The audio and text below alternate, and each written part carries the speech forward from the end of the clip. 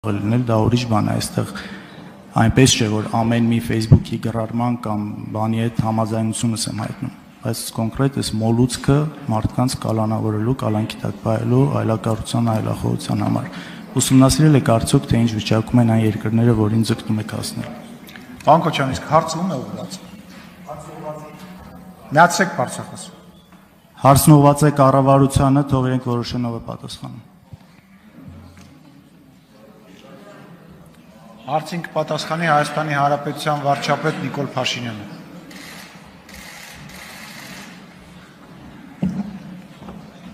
Շնորհակալ եմ հարցի համար։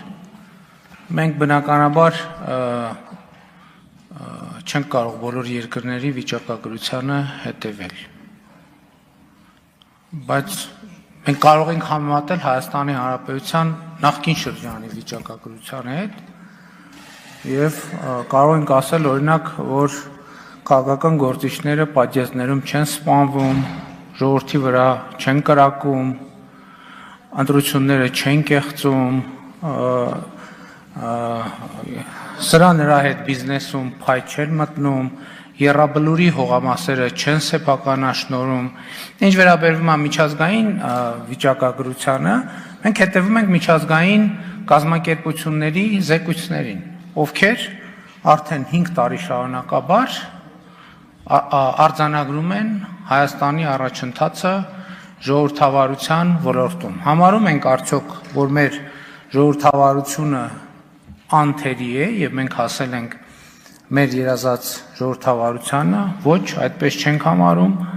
եւ այսօր էլ ես բյուջեի քննարկման եզրափակիչ ելույթի ժամանակ ասացի, անդրադարձա նաեւ արդարադատության ոլորտի մեր խնդիրներին եւ բայց նաեւ չեմ կարող չընդգծել, որ հսկայածավալ բարեփոխումներ ենք իրականացնել եւ չեմ կասկած չունեմ, որ մենք նաեւ անկախ դատական համակարգի արդարության եւ արդարադատության մեր իդեալին հասնելու ենք։ Արձագանք։ Չեք հոգնել ինչ որ այդ համեմատությունները անելուց, հիմա հետ գնանք ավելի, չգիտեմ, ժամանակներով մինչև Ստալին հասնենք, որ մարդկանց են գնդակահարում, արդեն 6 տարի է իշխանության եք, որ հարց եմ տալիս, փորձեք կոնկրետ պատասխանել։ Ես խոսում եմ շատ կոնկրետ երկակի ստանդարտների մասին։ Կարող եմ ես խոսել, որ օրինակ վարչապետի շարասյունը մարդահղի կնոջ հագցում ավտոյետակ լայախ չի ելանում մի հատ կանգնի։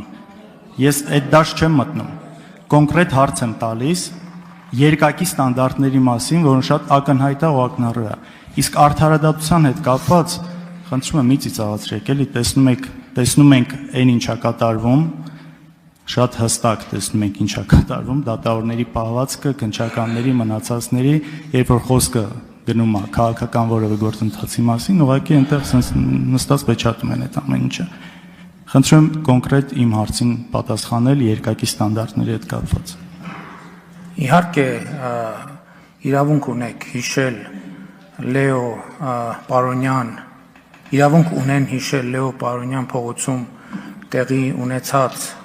խաչմերուկում տեղի ունեցած միջադեպը, նրանք ովքեր Առագաստ սրճարանում ծեծելով սպանել են հայ հեղափոխական դաշնակցության անդամ Պողոս Պողոսյանին։ Ինչ վերաբերվում է իմ հոգնությանը, սահմանադրական իմ պարտականությունն է պատասխանել ազգային ժողովի պատգամավորների հարցերին եւ ես նաեւ չեմ հոգնում ձեր հարցերին պատասխանելիս, որովհետեւ մանավանդ դրանք շատ մեծ օգուտներ են բերում եւ որպես ընդհանրապես խորհրդարանական հարթակը օգտագործելը հարցոպատասխանը շատ օգտակար է, իսկ ինչ վերաբերվում է պատասխաններին, դուք տալիս եք ձեր հարցը, ես տալիս եմ իմ պատասխանը։ Ինչքանով է դա ձեզ գոհացնում, դա ձեր գնահատականն է, ես տալիս եմ այն պատասխանը, որը դուք պետք է ընդունեք իգիտություն, ինչպես ես ձեր հարցն եմ ընդունում իգիտություն։ Շնորհակալություն։ Շնորհակալություն, պարոն վարչապետ։ Մի քիչ առաջ այստեղ խոսք գնաց զիջումների հետ կապված, հարց ընչեց, բայց ինքն ենք մենք զիջում, այսինքն երևի թե նկատի ունենալով, որ այն ինչ պետք է անցնի մեր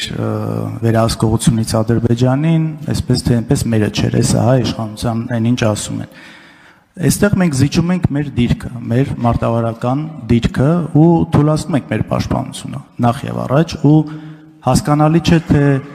դրա դիմաց ինչ ենք ստանում։ Այսինքն հասկանալի է, ոչինչ չենք ստանում, ինչ որ ասենց օդի մեջ խոստումներ, նույնիսկ падգամավորներից կային, որ ասում էին, դե եթե բան չստանանք դրա դիմաց, ուրեմն կհայտնվենք տուպիկում։ Տուպիկում չէ, ավելի վատ վիճակում ենք հայտնվելու։ Իմ խորին համոզմամբ, եթե մենք զիջում ենք նախ անհասկանալի ինչ-որ process-ի վրա, եթե դելիմիտացիա չի արվում, ինչի վրա է արվում դեմարկացիան։ Սա ուղղակի անհասկանալի է ու եթե այս ամեն ինչը լիներ ինչ որտեղ հայելային սկզբունքով, այսինքն որտեղ որ իրանք են, այս դա միաժամանակ արվում։ Միգուցե ինչ որտեղ հասկանալի լիներ, բայց այս ամեն ինչ այս զով անել, ուղղակի մենք հայտնվում ենք շատ ավելի թույլ ու վատ վիճակում։ Հիմա այս ամեն ինչի ֆոնին, որ գնում ենք ու մարդկանց ահաբեկում ու ցավալիորեն նաև այնպես ստացվել, որ պատերազմ հասկացողությունը միանգամից ասոցացվում է պարտության հետ։ Հիմա այս ամեն ինչից հետո, այս դիրքորոշումից հետո ինձ մոտ ուղղակի հարց է առաջանում։ Դուք այս երկրի վարչապետն եք, թե Ադրբեջանի անշարժ գույքի գործակալ։ Հարցը ում է ուղղված։ Կառավարության գլխին։ Պարոն Քոչարյան, ես վստահ եմ դուք հայերեն լեզվին տիրապետում եք եւ կարող եք տերմինները ճիշտ օգտագործել։ Խոսքը տրվում է Հայաստանի Հանրապետության վարչապետ Նիկոլ Փաշինյանը։ Ուղղակի ես չեմ ուզում էլի անձնական դաշտ։ Ինչ չի։ Լուչոն։ Ես էլ հետը։ Հիմա հաջորդ հարցը։ Ինչ ենք մենք ստանում։ Մենք ստանում ենք պետական սահման։ Կա երկու տրամաբանություն։ Տրամաբանություն 1, որ մենք խոսվում է, այդ անվտանգային ճեղքը նախկինում էլ ասել ենք, որ կարող է լրացվել պետական սահման ունենալու դեպքում։ Եվ երբ որ ասում ենք, որ մեր անվտանգությունը պետք է հենվի այդ թվում լեգիտիմության հիմքերի վրա, պետք է հենվի լեգիտիմության հիմքերի վրա։ Լեգիտիմության հիմքերի վրա մենք պետք է ունենանք պետական սահման։ Եվ բնականաբար Հայաստանի Հանրապետության տարածքային ամբողջականությունը պաշտպանելը, վերականգնելը այդ թվում կառավարության օրակարգում է, չի կարող չլինել կառավարության օրակարգում։ Արձագանք։ Ախր խնդիրը նրանում է, ինչ որ մենք անընդհատ ասում ենք, որ այդ նույն մոտեցումը, այս ձեր կողմից, կառավարության կողմից, սենց այն ինչ որ ասում եք, հա, փոխզիջումային մոտեցումը չի կիսում մյուս երկիրը։ Դրա համար մենք միշտ կանգնում ենք մի իրավիճակի առջև, երբ լսում ենք, որ Հայաստանից հնչում է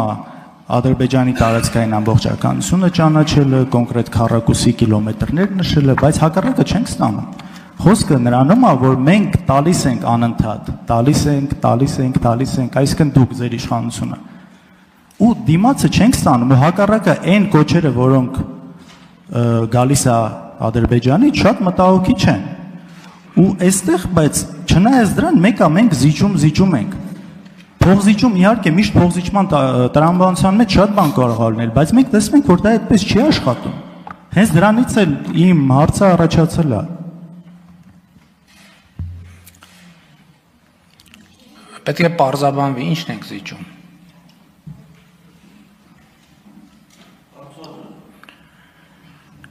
Եվ էլի եմ ասում, չեմ հոգնի ասել, որ սա Հայաստանի Հանրապետությունն է, եւ ես Հայաստանի Հանրապետության վարչապետն եմ, եւ պայմանավորվածությունը, որ արձանագրվել է միջազգային մակարդակում, որ Հայաստանը եւ Ադրբեջանը միմյանց տարածքային ամբողջականությունը պետքա ճանաչեն։ Սա 1991 թվականի Ալմաթայի հռչակագրի հիման վրա Հայաստանի Հանրապետության տարածքի ուրվագիծն է։ Սա Հայաստանի Հանրապետության միջազգայինորեն ճանաչված տարածքն է եւ Հայաստանի Հանրապետությունը չի պատրաստվում որևէ մեկին Հայաստանի Հանրապետության միջազգայինորեն ճանաչված տարածք զիջի։ Ես կարծում եմ, որ սա պետք է շատ հստակ լինի բոլորի համար։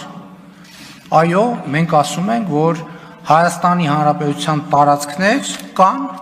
որոնք գտնվում են օկուպացիայի տակ եւ այս ձևակերպմամբ արդեն ակնհայտ է, որ Հայաստանի Հանրապետության ինքնիշխան տարածքի որևէ մի հատված Հայաստանի Հանրապետության կառավարությունը չի պատրաստվում որևէ մեկին զիջել։ Շնորհակալություն։ Լրություն։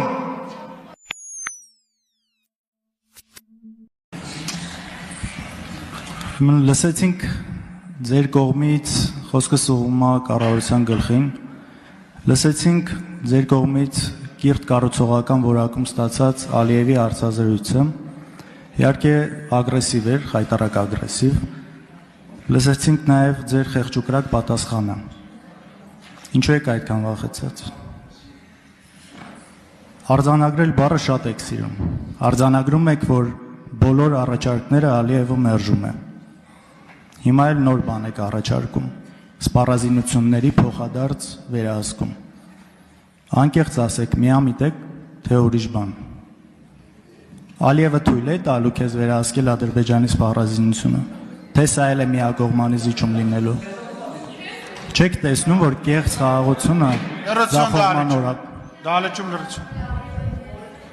Չեք տեսնում, որ կեղծ խաղաղությունը ձախողված օրակարգ է։ Ինքդ էլ ես ձախողված։ Քոչարյան, լրություն դալիչուն, պարոն Ալեքսանյան, լրություն դալիչուն, պարոն Քոչարյան, նախ կորեկտ եղեք, Հայաստանի Հանրապետության, հասկանում եմ եզակի դեպք կա, որ ընտրված ղեկավար է ու ձեր համար դա զարմանալի է, դուք դրա փորձը չունեք, բայց կորեկտ եղեք, որպեսզի սենց իրավիճակ դահլիճում չլինի։ Հարցին կպատասխանի ընտրված Հայաստանի Հանրապետության ղեկավար Նիկոլ Փաշինյանը։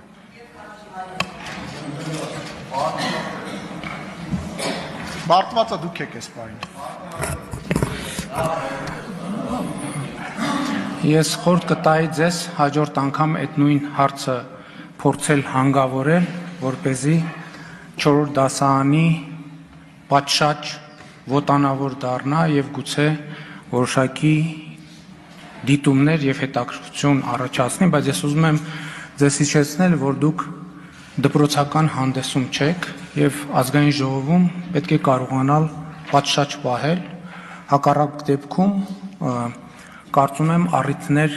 կունենաք վերհիշելու, թե որտեղ եք գտնվում։ Սա ես ձեզ հորդորում եմ եւ հույս ունեմ այս հորդորը կրկնելու առիթ չեք տա։ Արձագանք։ Շնորհակալություն։ Ուրեմն այստեղ մենք ձեզ կարանք հորդորենք, որ որպես երկրի ղեկավար հազարավոր մարդկանց զոհվելու պատճառ դարձած մի ամբողջ հայրենիք գործնելու ուղիղ պատասխանատուն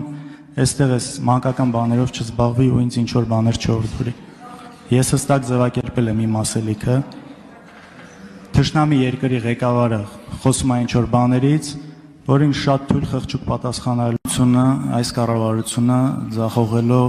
ձախողելով երկրի կառավարումը բերելով հազարավոր զոհեր, հսկայական տարածքային կորուստներ, անընդհատ թմկահարում է եւ խոսում է ժողովրդավարությունից։ Ժողովրդավարությունն իհարկե լավ է եւ պետք է ձգտել դրան, հատկապես այսօր երկար ելույթներ եղան արդարադատության հետ կապված։ Հարցը հետեւյալում է, այն երկրները, որոնց փորձում եք ձգտում եք հասնել ժողովրդավար երկրները, ուսումնասիրել եք օրինակ արդյոք քանի հոգի է կալանավորված Facebook-յան գրառման համար, քանի հոգի է հետապնդվում այլակարծության համար։ Եթե սա լիներ ընդհանուր մոտեցում, միգուցե լիներ հասկանալի, բայց հստակ տեսնում ենք, որ այստեղ կա տարբերակված մոտեցում։ Այդ ամենը աշխատում է, երբ որ մարդ խոսում է կառավարության կամ իշխանության դեմ։ Իսկ երբ հակառակն է լինում, իսկ կարծում եմ այստեղ ոչ մեկ չի երգի, որ հակառակը լինում է ու շատ է լինում, շատ օրինակներ կան, դրանք ընթաց չեն ունենում գրեթե միշտ եզակի դեպքերում գուցե ձևական ինչ որ գործեր արնում, որ այնուհետև կոծկվում անցում գնում ոչ մեկ դրա մասին չի էլ իմանում։ Այս հարցի պատասխանն եմ ուզում ստանալ, այն ժողովրդավարությունը, որին ձգտում եք, այն երկրները, որոնք օրինակ են ձեր համար ժողովրդավարության, կոնկրետ քանի հոգի կա կալանավորված, որովհետև գործի ընթաց կարող է լինել, դա մի բան է, տուգանք կարող է լինել, դա ուրիշ բան է, այստեղ այնպես չէ, որ ամեն մի Facebook-ի գրառման կամ բանի հետ համաձայնությունս եմ հայտնում, բայց կոնկրետ այս մոլուցքը մարդկանց կալանավորելու, կալանքի տակ պահելու, այլակառուցության, այլախոհության համար։ Ուսումնասիրել եք արդյոք, թե ինչ վիճակում են այն երկրները, որին ձգտում եք հասնել։ Պարոն Քոչարյան, իսկ հարցը ում է ուղղված։ Միացեք բարձրախոս։ Հարցն ուղղված է կառավարությանը, թող իրենք որոշեն ով է պատասխանում։ Հարցին կպատասխանի Հայաստանի Հանրապետության վարչապետ Նիկոլ Փաշինյանը։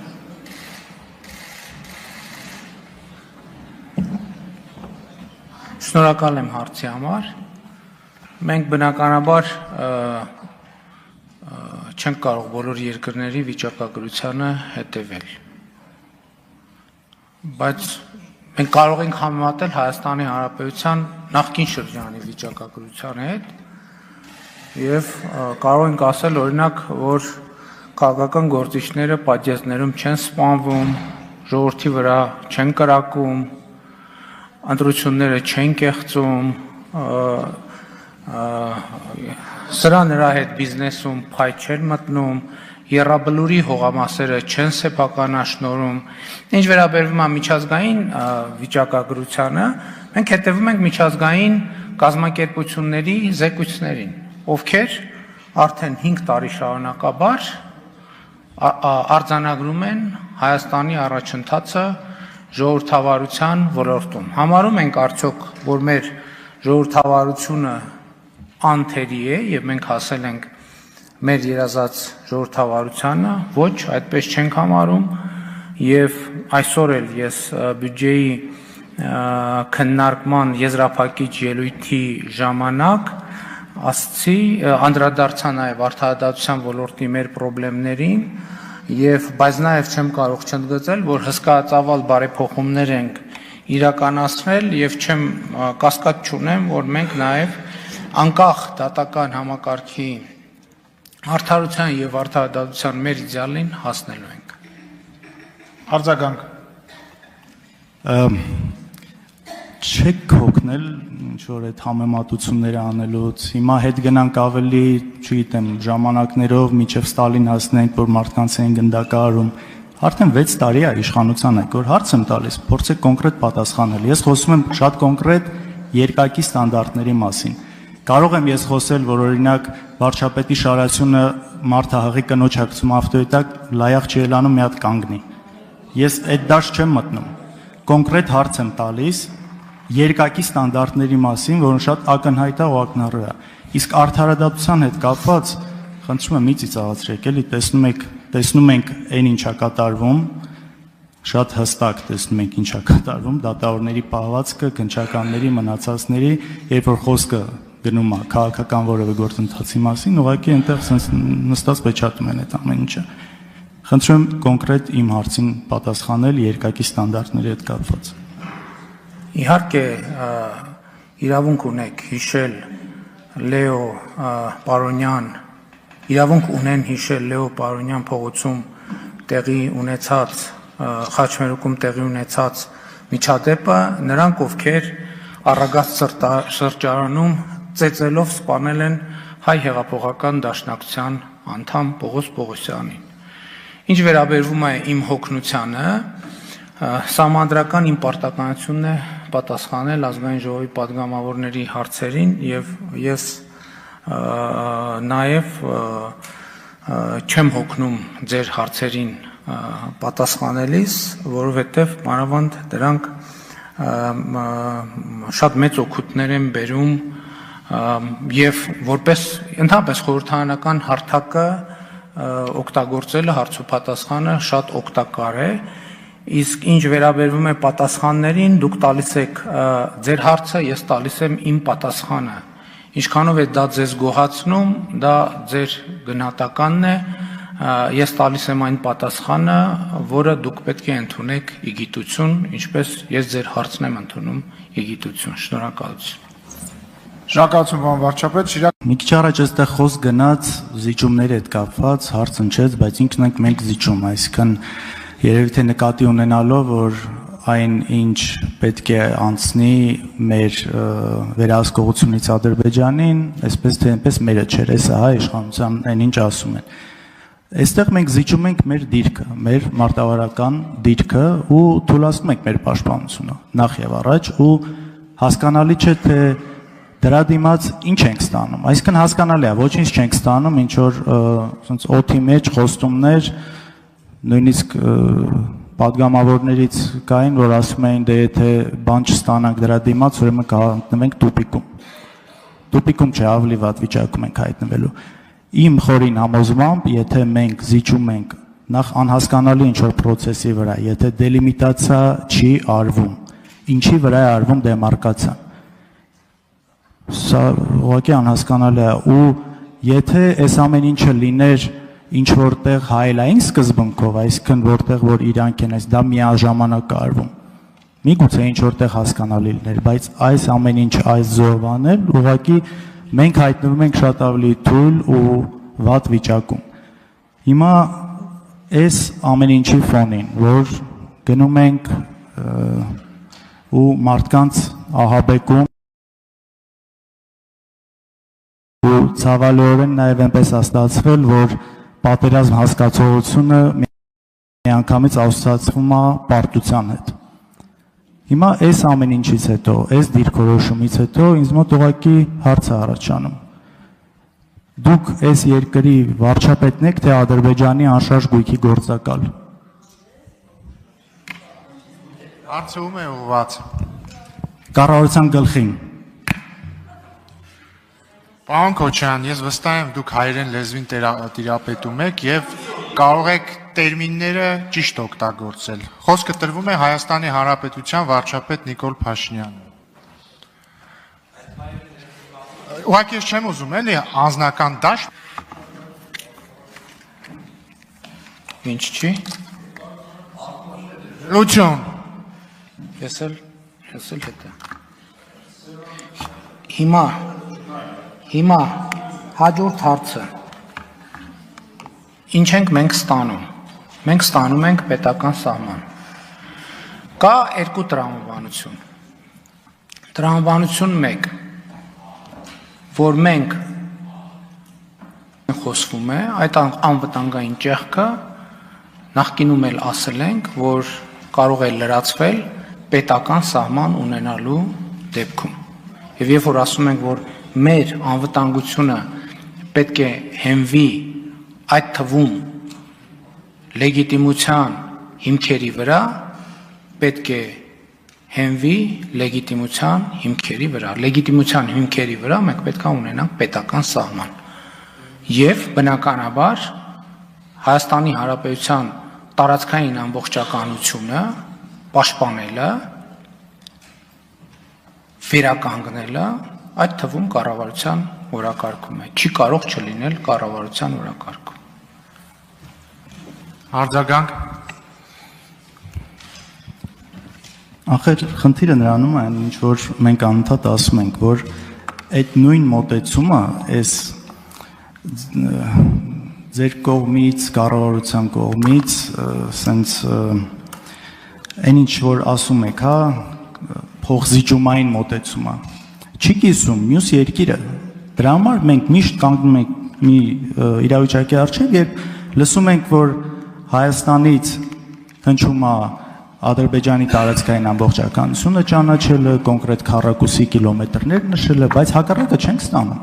Խոսքը նրանում է, որ մենք տալիս ենք անընդհատ, տալիս ենք, այսինքն դուք ձեր իշխանությունը։ Ու դիմացը չենք ստանում, ու հակառակը այն կոչերը, որոնք գալիս է Ադրբեջանից, շատ մտահոգիչ չեն։ Ու այստեղ, բայց չնայած դրան, մենք զիջում ենք։ Փողզիջում իհարկե միշտ փողզիջման տրամաբանության մեջ շատ բան կարող է լինել, բայց մենք տեսնում ենք, որ դա այդպես չի աշխատում։ Հենց դրանից էլ իմ հարցը առաջացել է։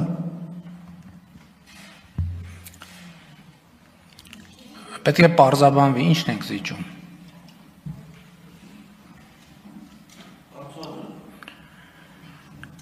Եվ էլի եմ ասում,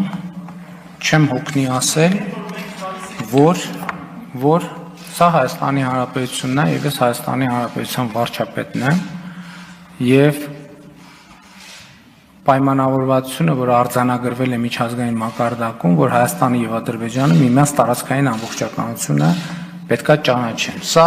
1991 թվականի Ալմաթայի հռչակագրի հիման վրա Հայաստանի Հանրապետության տարածքի ուրվագիծն է։ Սա Հայաստանի Հանրապետության միջազգայինորեն ճանաչված տարածքն է եւ Հայաստանի Հանրապետությունը չի պատրաստվում որևէ մեկին Հայաստանի Հանրապետության միջազգայինորեն ճանաչված տարածք զիջի։ Ես կարծում եմ, որ սա պետք է շատ հստակ լինի բոլորի համար։ Այո, մենք ասում ենք, որ Հայաստանի Հանրապետության տարածքներ կան, որոնք գտնվում են օկուպացիայի տակ, եւ այս ձևակերպմամբ արդեն ակնհայտ է, որ Հայաստանի Հանրապետության ինքնիշխան տարածքի որևէ մի հատված Հայաստանի Հանրապետության կառավարությունը չի պատրաստվում որևէ մեկին զիջել։ Շնորհակալություն։ Լռություն։ Սիրելի հայրենակիցներ, քննարկվում է կոռուպցիայի կանխարգելման հանձնաժողովի անդամի ընտրության հարցը։ Հիշում եք, տարիներ առաջ, երբ Նիկոլ Փաշինյանը գալիս էր իշխանության, իր հիմնական խոսույթն այն մասին էր, որ եկել է արմատախիլ անելու կոռուպցիան, եկել է սպանելու պոզով պոչով այդ վախենալու մոնստրին, այդ կենդանուն։ Ինչ արեց ժամանակի ընթացքում։ Ընկերացավ պոզով պոչով այդ կենդանու հետ, բարեկամացավ, իր մշտական ընկերը դարձրեց եւ որևէ քննարկում իրական փոփոխություններ կոռուպցիայի դեմ պայքարի մասով ընդհանրապես չկա։ Հիմա եկեք փաստերով հասկանանք, թե ինչպես է այս իշխանությունը ոտից գլուխ թաթախված կոռուպցիայի մեջ։ Օրինակ, Վեդի համայնքապետ Գարիկ Սարգսյանը իր հարազատ քեռուց միայն 2023 թվականին 280 միլիոն դրամանոց տենդեր է վերցրել, այսպես ասենք, հա։ Իսկ 2018-ից 24 թվականների ընթացքում, այսինքն այս իշխանությունների կառավարման ժամանակահատվածում 206 միլիոն դրամի տենդեր շահել է Գարիկ Սարգսյանի քեռին։ Ո՞վ շահեր, եթե Գարիկ Սարգսյանի քեռին չշահեր։ Մեզանում տարածված այսպիսի խոսույթ կա, չէ՞, քանի քեռին կա, հա, իր քրոջ որդի մի շոկոլադ պիտի ուտի։ Հիմա քանի Գարիկ Սարգսյանը կա, նրա քեռին միշտ տենդեր պիտի շահի, ու ուրիշը չէ շահելու։ Հաջորդը Դիլիջանի համայնքապետի հարցը։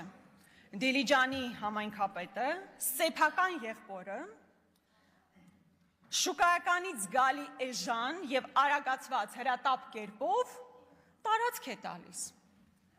Ու դրանից հետո կոռուպցիայի կանխարգելման հանձնաժողովը ասում է, որ պետք է վճարի, ընդամենը ինչքան է վճարում, 300,000 դրամի տուգանք է վճարում եւ դրանով ամբողջ խնդիրն ավարտում է, այսինքն յուրաքանչյուրը կարող է հարազատ եղբորը, հարազատ քեռուն, հարազատ բարեկամին էժան գնով տարածքներ տա եւ հետո 300,000 դրամ վճարի ու հարցը փակվի ընդհանրապես։ Հաջորդը Արմեն Փամբուխչյան, Երևանի փոխքաղաքապետ։ Նրա հայրը, թոշակառու հայրը, ձեռք է բերում 40 հեկտար հող ինտենսիվ այգի կառուցելու համար։ Եվ այդ հողից եւ նաեւ վարկ է ձեռք բերում 1.5 միլիարդ դրամի։ Ես ուզում եմ այստեղ շատ հանգիստ մեր հայրենակիցները լսելով հասկանան։ Թոշակառու մարդը դիմում է, նրան 1.5 միլիարդ դրամի վարկ են տրամադրում։ Սիրելի հայրենակից, որ դու գնաս բանկ, ասես 1.5 միլիարդ չէ, 1.5 միլիոնի վարկ եմ ուզում, քեզ այդպես հեշտ վարկ կտան, իհարկե չեն տա, որովհետև դու Արմեն Փամբուխչյանի հայրը չես։ Ավելին, դրանից հետո կառավարությունն էլ 102.5 միլիոն դրամի գումար է տալիս այդ վարկի տոկոսները սուբսիդավորելու համար, այսինքն հերիք չի բանկը այդպես հեշտ ու հանգիստ վարկը տալիս է, մի հատ էլ կառավարությունը 102.5 միլիոն դրամ է տալիս այդ տոկոսները սուբսիդավորելու համար։ Այսինքն գրեթե որն է անտոկոս վարկ է ձևակերպել։ Հաջորդ նման հաջողակը Վահե Հովհաննիսյանն է։ Էլի 1 միլիոն դոլարի վարկ է ստացել, էլի անտոկոս։ Ես ուզում եմ հասկանալ, էլի, տես քանի բախտավոր եք, քանի հաջողակ եք ԿՓ խմբակցությունում լինի, խմբակցությունից դուրս, որ կարող եք գնալ ու անտոկոս վարկ ստանալ։ Ձևերն ասեք, մենք էլ իմանանք։ Կամ հայրենակիցներին ասեք, թող իմանան անտոկոս վարկ ստանալու ձևը որն է, գնան ու ստանան։ Հաջորդը Տիգրան Ավինյան։ Տիգրան Ավինյանը գիտեք, որ Irrigate կոչվող կազմակերպություն ուներ, դեռևս 10-ականներից ձևավորված։ Սովորական կազմակերպություն, ինչպես բազմաթիվ կազմակերպություններից մեկը։ Մեկ էլ վերջինիս հաջողությունը բացում է իհարկե 2018 թվականին եւ տասնյակ անգամներով ավելի մեծ շրջանառություններ են լինում, ավելի մեծ եկամուտներ են ստանում։ Հիմա պետք է հասկանալ, այստեղ կոռուպցիայի հանձնաժողովը ինչ որ անելիք ունի, չունի։ Մինչև հիմա տեսել ենք, որ հանգիստ աչք են փակում, որևէ բանի տեղեր չեն դնում։ Նույնը ես անհոգնել կրկնելու եմ անիվ հիմնադրամի մասին։ Բազմաթիվ անգամ հնչեցրել եմ, այստեղից որևէ մեկը չի արձագանքել, այդ թվում նաև Նիկոլ Փաշինյանը։ Քանի անգամ եմ հարցել 10 միլիարդ դրամը, ձեր որ գրպանից էր ձեր դուրս եկել, որ այդպես հանգիստ ասում եք, դե լավ, 10 միլիարդը չկա, դե ոչինչ որ չկա, չէ, ոչինչ չի։ Դա մեր հարկատուների ձևավորված գումարներն են, եկեք ու պատասխան տվեք։ Տասնյակ մարդիկ ամեն ամիս ստացել են $10,000, $15,000 աշխատավարձ, պարգևավճար, գործուղումներ, ովքեր են այդ մարդիկ։ Ինչու իրենք պետք է վատնեին Հայաստանի Հանրապետության քաղաքացու, հերոս քաղաքացու վճարած գումարները։ Ինչու։ Իմիջիայլոց այդ նույն անիվ հիմնադրամում, ուրեմն անիվ հիմնադրամը մի շենքում էր, որը անվտանգային համակարգ ուներ, բայց դա հերիք չէր անիվ հիմնադրամին։ Ինքը սեփական անվտանգային համակարգն է ձևավորել եւ ումով ոստիկանական համակարգի բարձրաստիճան պաշտոնյաների ուղիղ առնչություն ունեցող մարդկանցով, բայց այդ մարդիկ էլ անվտանգության հետ որևէ առնչություն չունեին։ Ու այդ մարդիկ անվտանգության համակարգում աշխատել են, այսպես կոչված, շատ բարձր աշխատավարձեր են ստացել ու նորից որևէ բացահայտում չկա, որևէ մեկնաբանություն չկա։ Սիրելի հայրենակիցներ, բազմաթիվ նախարարներ, տարբեր բարձրաստիճան պաշտոնյաներ կառավարությունից դուրս գալուց հետո միայն պարզվել է, որ իրանք սարսափելի կոռումպացված դեմքեր են։ Ձեզանից յուրաքանչյուրը դուրս գալուց հետո պարզվելու է, որ դուք սարսափելի կոռուպցիոներներ եք։ Հիմա դեռ չի բացահայտվում։ Դուրս գալուց հետո կբացահայտվի։ Ինչպես օրինակ Վահան Քերոբյանը։ Մարդը աշխատում էր, ծառայում էր այս իշխանություններին։ Բայց X փուլում դա այլևս պետք չէր, այդ ծառայությունները, մարդը դարձավ հայտնի կոռուպցիոներ, դուրս եկավ, թե բայց գործը ինչ հետևանք ունեցավ, որևէ մեկս չգիտենք։ Ռոբերտ Խաչատրյան, նախարար ունենք այդպես, 2022 թվականին 10 միլիարդ դրամ պետական աջակցություն է տրամադրել կազմակերպություններին, որոնք կամ սնանկացած էին, կամ սնանկանցված ճանապարհին էին, կամ ուղղակի փակվել էին արդեն։ Մարդը հիմա հանգիստ գնացել է նախագահի աշխատակազմում, եթե չեմ սխալվում, օգնականի պաշտոնն զբաղեցնում, վայելում է հանգիստ։ Մեկը հարց տալիս է այդ մարդուն, լսեք։ Այսքան գումար եք տվել, ինչի համար է այդ գումարը տրվել։ Ողջամիտ պատասխան կա, չկա իհարկե այդ պատասխանը։ Հաջորդը նույն ինքը Վահագն Խաչատրյանը իհարկե մեզանում ինքը հայտնի է որպես ավելի դաշնակահար կամ ամենաթանկարժեք տուրիստը մեր երկրի։ Բայց այս մարդու կառավարման օրոք, որպես նախարար, մի պրոյեկտ է սկսվել, հայտնի Արբանյակի պրոյեկտը, $8 միլիոն նստել մեզ վրա։ Հիմա քրեական գործ կա, Վահագն Խաչատրյան, այսօր էլ եք հանգիստ նվագելու։ Հաջորդը Անդրանիկ Փիլոյան, ազգային հերոս։ Խայտարակ մի գործով, հայտնի այսպես բաքսի գործով, մարդը կոռուպցիոներ դուրս եկավ աշխատանքից։ Գնել Սանոսյան, վերջի SMS-ների զոհերից մեկը, մեկնաբանություն չեղավ, վերջ այս մարդ ինչու է ազատվում աշխատանքից։ Եթե մի մասին ասում էին իրավապահ համակարգից դժգոհություն ունենք, նրանք պետք է դուրս գան, գնել Սանոսյանի ինչու եք հանել։ Իսկ կարող է դա փոխկապակցված է նրա հետ, որ ճանապարհային դեպարտամենտի ղեկավարի հայրը Իսմային ձերբակալված է, կալանավորված է։ Կարող է ես չգիտեմ, հարց եմ բարձրաձայնում։ Դուք այդ հարցը տվել եք, պատասխան ունեք, կամ այս պահին Պաշտպանության նախարարության պաշտոնյաներ են կալանքի տակ գտնվում։ Հրապարակային դրա մասին չի խոսում։ Այդ նույն SMS-ների օրը տարբեր պաշտոնյաներ, հատկապես ովքեր առնչություն ունեն կապիտալ շինարարության հետ, այս պահին գտնում են կալանքի տակ։ Իսկ ինչու ինֆորմացիա չկա դրա մասին։ Կարող է խնդիրը միայն այդ մարդիկ չեն, այլ նաև իրանցից վերև կա շղթա։ Այդ հարցերը տվել եք, պատասխաններ ունեք։ Սիրելի հայրենակիցներ, ասում էին պետական բյուջեն ձեր բյուջեն է։ Հայրենակիցներ ջան, ձեր բյուջեն չի։ Իրենց սեփական բյուջեն է, իրենց կյանքը լավարկելու բյուջեն է։ Պատավատներով ման գալու, ոյաժներով, աննպատակ ոյաժներով իրենց կյանքը վայելելու բյուջեն է։ Եվ այդ բարեկեցության մասին, որ խոսում են, ամենևին էլ ձեր բարեկեցության մասին չեն խոսում։ Միայն ու միայն սեփական բարեկեցության մասին են խոսում։